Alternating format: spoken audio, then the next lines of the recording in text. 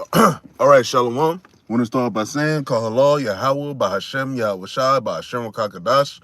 My honors to the apostles of Israel, aka the apostles of Great Millstone, and peace and love to all the Akim. Continue to preach the truth and all truth and sincerity. All right, real quick. So I was thinking about something on the way home from the plantation today. You know, in lieu of all of what's happened, of course, obviously, regarding prophecy, you know, the downfall of this kingdom, America, the downfall of this kingdom as a whole, Esau's dominion on the earth, so on and so forth, et cetera, you know, his kingdom is pretty much done. But it's not just the kingdom being done, it's all about what's leading up to the final destruction of this place, which is ultimately going to be thermonuclear destruction, which you also see Esau and all the other nations preparing for, which is that third world.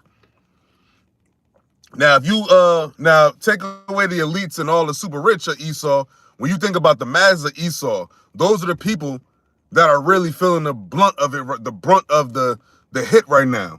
Now, obviously, these super rich, these elites, they're feeling it too. They see their kingdom, they see their how you say they see their domain being pulled from them, but they technically still do have domain because they are still able to call the shots. But you have other regular Edomites, so-called white people, they're not calling the shots. All right, and they're not in the best of situation. They're not in the best case. They're not in the happiest place to be right now. They're not feeling good about what's going on. They don't feel good about the future. Okay, as a matter of fact, it wasn't an Edomite; it was an actual Elamite, a so-called East Indian I was just talking to, and you know, was talking to him about it, like, you know, what he think about what's going on, whatnot. And he said basically, like, you know, like when he came out here, he said ever since 9/11, he's seen this country going down. Now, fast forward, everybody be talking about the post-David, the CV-19. When you go from the CV-19, which is in 2020, up until now, the decline has intensified and it's gotten worse. All right.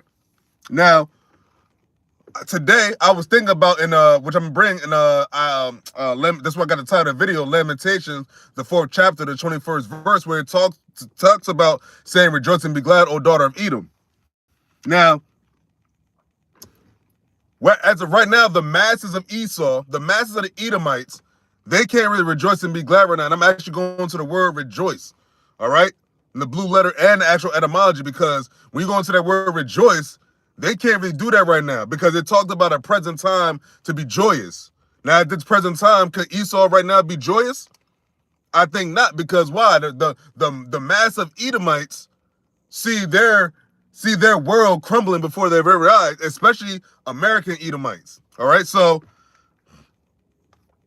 I came across this article because I didn't have an article at first, but you know, as I was you know, thinking about it, meditating on it, I decided, let me look up you know, the happiness in America. Now, this is from the Spartan Shield. Now, the Spartan Shield is from like I said, Pleasant Valley, and somewhere, I don't know how to pronounce it, somewhere in Iowa, where it's the high school, I guess the high school media, whatever, and it's ran by honor students and whatnot. So they basically cover things going on in the area and throughout the world. So basically, it's like a high school news spot, right? Now, there and it's in Iowa, so you know, this is more likely mostly Edomites. Now, the title reads, it says, "Unhappy America, exploring the factors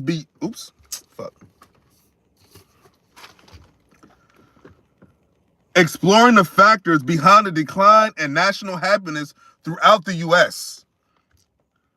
And it says, in 2023, the United States fell from 15th to 23rd place out of 143 countries in the World Happiness Report. Surprisingly, Amalek, the small hats in Israel, the country facing a war, ranks 5th on this list. Now, this article is from April 16th, 2024.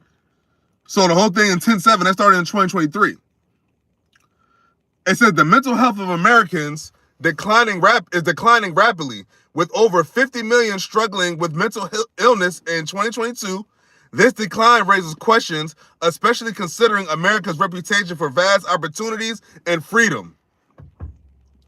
One major factor contributing to this decline is the extreme economic challenges Americans are currently experiencing. Now, mind you, this article is from 2024. It's now 2026, so this is about to be 2 years old in April. And now, if you go into the last few weeks, the start of this year, the end of last year, mid last year, all of that, it was all fucked. And it's only been gradually getting worse as time goes on. It hasn't seemed yet to get better at all. No matter how much they try to lie or how much Trump says, oh, the economy's doing great. We've created lots of jobs and this, that, and third. That's all bullshit, man. And then if these motherfuckers do got jobs, these jobs don't pay enough to sustain you in America, man. People out here got to work 2 or 3 jobs just to make ends meet. Just to make ends meet. Remember, before getting an extra job mean extra money. There's no such thing as extra money right now because of the cost of everything, the inflation of the dollar. All right. Continuing on, it says one major factor contributing to this decline is the extreme economic challenges Americans are currently experiencing. By December of 2023, consumers were seeing prices that were around 19% higher than before the epidemic. This is particularly challenging for young Americans who have just graduated college and are entering the job market as their incomes struggle to keep pace with rising expenses. Now, mind you, this is from 2023, and then we're talking about young people. So you got college graduates from 2023, you got college graduates now in 2024, and now you got college graduates from 2025 who are experiencing the same economic shortfalls because it's only gotten worse since 2023. It says, unlike in the past when home ownership was achievable for young adults, it seems almost impossible today, even for those in their late 30s. Being unable to provide the same life for themselves as their parents were able to afford often leaves young people feeling hopeless and deeply unsatisfied. So that's a sentiment in young Americans in 2023. So what do you think now is a sentiment for young Americans in 2026? It didn't get better. It didn't bump into like, oh, now being a homeowner is achievable at a young age. No, this shit has actually gotten worse. So we're talking about a good 3 years from now.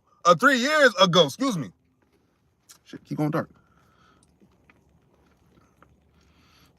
It says, Senior Lucy Patel reflected on the drastic change in prices of homes throughout the years as she explains. My grandparents could have easily bought a home for around $40K when they were in their 20s, which sounds absolutely insane, in 2024. This is from 2024. Being able to buy their own home is a major part of feeling independent and growing up. And when it's such a struggle for our generation, it makes us feel less fulfilled and more stressed as we compare where we are at our age versus our parents and grandparents. Patel explained that sounds like an Edomite. An Elamite. Lucy Patel. It says another key issue regarding the decline in happiness is the American hustle culture. European countries like Finland, Denmark, or the Netherlands, known for being some of the happiest countries, prioritize a laid-back and leisure lifestyles with a work-to-live mentality. In contrast, the American live-to-work mindset, emphasizing constant productivity, often leads to burnout and dissatisfaction, which was still going on. While setting goals and working towards them can create motivation and drive, a healthy work-life balance is important for overall happiness. Oftentimes, when Americans have constant pressure from social media and society to keep hustling and striving for more, it can lead to a constant cycle of comparison and exhaustion, and oftentimes can be at the expense of meaningful relationships and personal health. Furthermore, the loneliness issue in America has only increased since the pandemic as it blurred the lines between work and home life with an increase in online school and remote work. So this is during the vid. As sophomore Lauren Bach explained, the increase of amenities like DoorDash and grocery deliveries has given most first world countries no excuse to leave their homes and interact with others. Previously, Americans had 3 distinct places: work or school, home, and a hangout area, such as an arcade, a friend's house, or a bar. While this social space provided a mental break from a hectic day, the vid shifting most activities online eventually eliminated this place completely.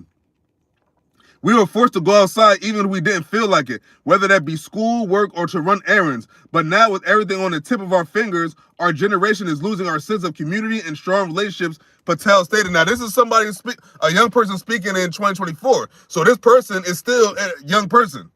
And now we're 2 years later. And things have gotten significantly worse since 2024. It says, on a positive note, various programs are being implemented to improve our state of happiness as a country. While inflation and effects of the epidemic are out of the hands of the American people, citizens can control how they move forward mentally. Through programs such as behavioral health equity, early serious mental illness treatment. Now, mind you, I do medical transportation, and there's a whole lot of people we take to this mental behavioral and mental health places, man. Because the last few years, people have been mentally drained. And if you don't have the spirit of YAHAWASHI, if you don't understand the Lord, you're definitely in a bad place right now, man, because we're in this shit too. I hope to be a man of the Lord. I hope to be part of the elect. We gotta shuck and jive through the same world that these people are living in. We got to deal with the inflation prices. We got to deal with the poison food. We got to deal with all the same things everybody else deal with. But to have the Holy Spirit, to have the spirit of YAHAWASHI helps you fight through this war that we have to walk every day in this shit, man. Every day in this shit, we got to deal with prices of shit going up. We got to deal with we got to deal with the dangers of, you know what I'm saying? We got to deal with all the same shit. Now, but hold up. Now, we get to the scriptures. We're going to go to the book of Lamentations. Lamentations chapter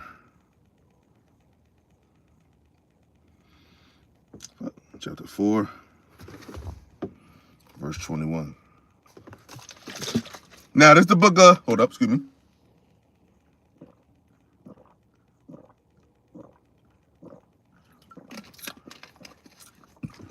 This is the book of Lamentations, chapter 4, verse 21, and it reads, rejoice and be glad, O daughter of Edom, that dwelleth in the land of Uz. The cup also shall pass through unto thee, thou shalt be drunken and shalt make thyself naked. Now that cup that it says Edom is about to drink, that's basically the same cup that Jacob is drinking right now. And that's the cup of the Lord's wrath. Now, luckily for us, and unluckily for them, we're the nation that the Lord loves. They're the nation that the Lord hates. So now the Lord is about to show his actual hatred for Esau, Edom, man. Because as he continues to break their world down and break their kingdom down, especially in America, they're only getting more happier. So they don't have the time, they don't have the energy to rejoice. What are they going to be rejoicing about? What are they going to be glad about? I'm talking about right now, this present day, January 22nd, 2026. What a regular middle class, so-called middle class, or whatever so-called white person have to rejoice about right now? Yeah, you might be able to have a nice day. You might be able to go out to dinner, all this other shit. But at the end of the day, what can we rejoice about for the future? Because when you think about rejoicing, you're going to rejoice for something in the present or rejoice for something in the future. You can't rejoice from things in the past.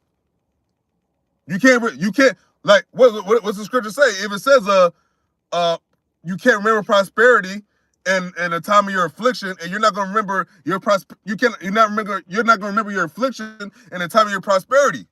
So as we continue to move on in time, it's going to be harder and harder for a so-called white person to rejoice and be glad, because why? And it's all in the past.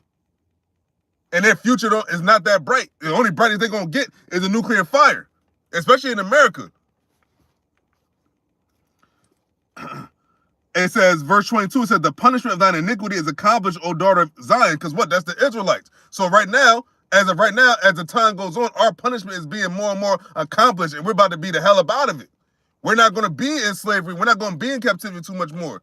But for them, they can't say they can rejoice and be glad, because why? Like I said, when you talk about rejoicing, when you talk about being glad about something, you can't be really glad and rejoiceful about something in the past. So when you talk about right now rejoicing, what are you going to rejoice about? Because right now, what? You're seeing the whole current state of the world. You're seeing America. You're seeing your country about to go to war. You're seeing your country threatened. You're seeing your economy, your country going down. You see your shit about to collapse. You see all out chaos all up the earth, and you see that your country was responsible. You got your president, the president of this country, running amok talking about he want to take this, he want to take that, and it's not going to be it's not going to be a positive outcome from this, man. America's not going to come out on top. Now, I don't want to make this too long, so let me go into the rejoice. I think the word rejoice is, I think it's soos. What does it say? Strong's H, 7797. Soos. Soos. And second entry, cease. Cease. So soos or cease, right? Now, we go into that word, it means to exalt, to rejoice. It said to exalt, to display joy. Now, could people of this world display joy? What could you display joy about? I'm talking about the masses of the people. I'm not talking about the elites. I'm not talking about the rich. And even they can't even display joy like that, because they got to worry about their state. They got to worry about, oh, we got to get in bunkers, or we got to worry about, we got to do this, we got to do that. They can't really display joy, because when you see them, they can't, like when you see them on camera, they don't display joy. When you see Trump, when you see these motherfuckers, yeah, they may talk a good game with but that's just their pride deceiving them. But they're not displaying joy. They're not displaying that they're happy. And especially when you go to the mass of the people, you ask an average Joe Smo, so-called white person, Edomite, or any American, but mainly Esau, because this is their kingdom, they're not happy about what's going on. They're not going to say, oh, I love what they... And even the Edomites that do say it, it's always going to be something that they're not happy about. It's not all happy here, man. And it's not even any happiness for some. You got some people that's completely miserable right now. I'm talking about Edomites. You got some Edomites that's completely miserable right now. And remember, this article is from 2023. Let's say it says, Unhappy America, exploring the factors behind the decline in national happiness throughout the U.S. And that's from 2023. Now, going back into that word, cease, which is rejoice, it says rejoice, glad, greatly, joy, mirth.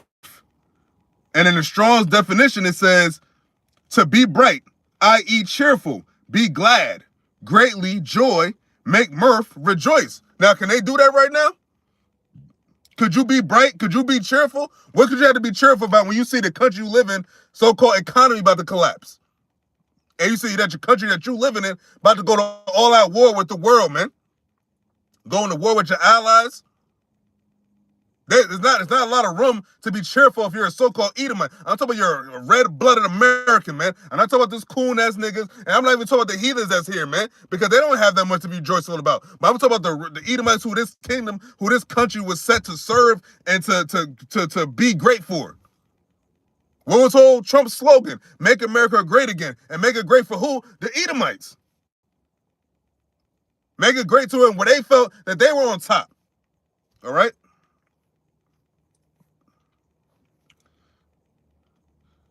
So yeah, they can't be glad, they can't be cheerful. Let me go etymology. That's what I'm gonna bring up. Etymology.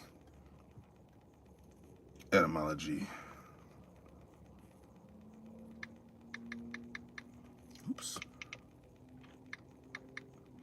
Rejoice. So we go into the word rejoice from the 1300s, and it says rejoicing. It says to own goods or property, possess, and get this, enjoy the possession of, have the fruition of, it says gladden, to rejoice, to be glad, from the Latin gaudere, which is rejoice. It says to make joyful, gladden, to be full of joy. And that's recorded from the late 14th century. It said to rejoice, to be glad about, delight in. So what is the so-called white people, the masses of Americans, have to rejoice about? What do they have to delight in? What do they have to be full of joy in? And then you're going to have everybody else, like the 2/3 of our people and the rest of these nations, man, that's here alongside Esau, thinking that this is their world. Living drunk off the wine or the wrath of fornication, living drunk, being drunk off of the Babylonian juice, man. But here, as time goes on, as the days progress, it's only going to get worse, and you're only going to feel worse. And it's like that feeling is not leaving. Like, people thought, like, oh man, things are going to pick up. It's not going to pick up back to what it was. It's only going to continue to drop into what it is now, and just worse.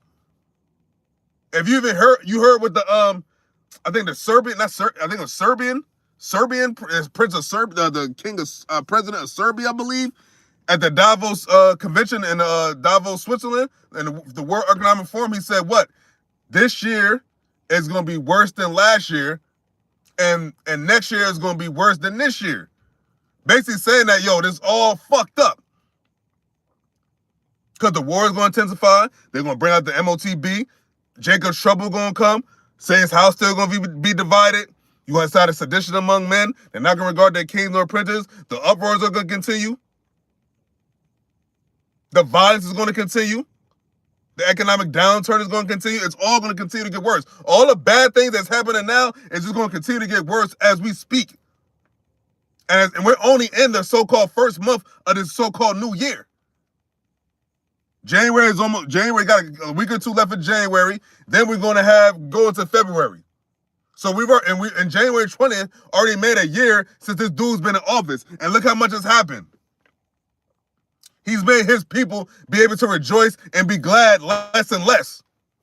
And just like that, man. Just like that. You have nothing to delight in. You have nothing to be joyful over. You have no extreme joy. And people see that, yo, and people always, and you hear people saying all the time in these last and recent times, you always hear people say it's only gonna get worse. It's only gonna get worse until this bitch is destroyed, man. Until this shit gets nuked. This is all happening for the countdown for this place to get nuked, man. But that's all I want to bring up, because, like, yo, it's no more delight. All right, so with that, Lord willing, this is edifying. I'm going to give all praises to Yahawah, BAHASHAM, YAHAWASHI, BAHASHAM, KAKADASH. Double honors to the Apostles of Israel, a.k.a. the Apostles of Great Millstone. And peace and love to all the Akim. Continue to preach the truth and all truth and sincerity. Shalom.